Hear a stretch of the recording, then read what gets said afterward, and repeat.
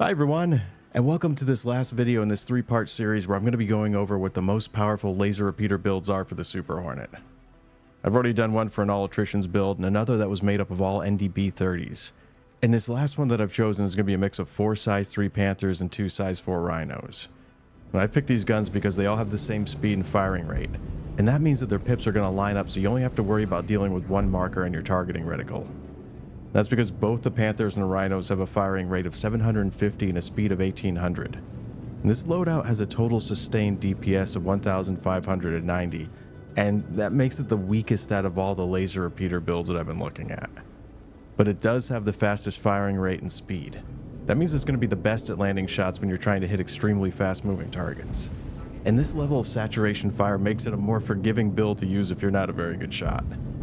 It's also one of the easiest builds to put together. It's going to cost nearly 500,000 credits to outfit a Super Hornet with attritions, and at the time that I made this video, the NDBs were pulled from the weapon stores with no word on why or when they'd return. But there's so many ways that you can get Rhinos and Panthers for free, it's absolutely disgusting.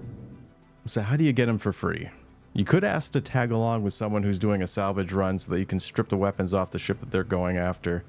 There's a veritable junkyard's worth of abandoned ships you can find at space stations, landing zones, and at all the OM markers that surround a planet. And just make the rounds and you're eventually bound to come across at least one. And these are going to be the most common type of weapon that you're going to find on enemy vessels you've taken out during any mission that has ship-to-ship combat. And just make sure to bring a flight suit and a portable tractor beam with you. And if you want to take an enemy's weapons, you have to make sure that you don't fully destroy the ship. Then sit in the pilot seat and press right Alt plus K to unlock its ports. And after that, you should be able to use your tractor beam to pull any of the weapons right off its mount. And obviously, you could also just take them off any of the ships you have in your own fleet, but I realize that's not going to be an option for a lot of people. So, what does having a high rate of fire but a low DPS mean in terms of gameplay?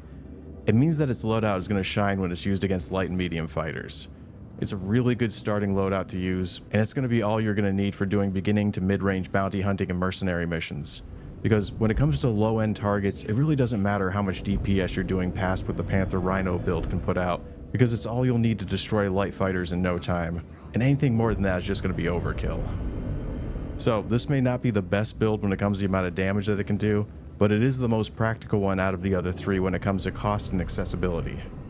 And those two things are going to be really important to starting players who may not have an overabundance of credits to spend on things like ship weapons. Well, that's going to be it for this video about the Panthers and Rhino repeaters build. I've been your host, Law of the West. Thanks for watching, and take care.